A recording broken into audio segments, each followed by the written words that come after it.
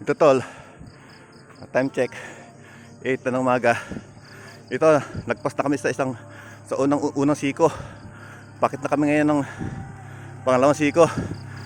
Ako lang nasa unahan, yung tropa sa nagbaba pa. Yan, galing sila ng unang siko. Kita mo sila oh. Yan oh, talagang yan oh. Yan sila oh.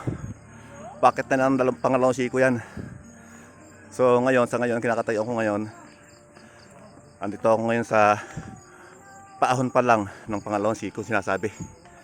Talagang medyo malagkit, kunat, sagad permera.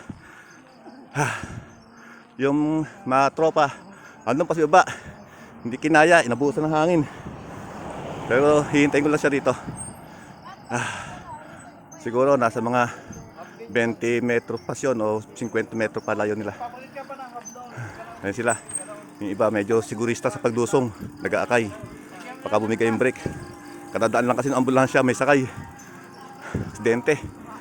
So yun lang muna, mamaya nang ulit.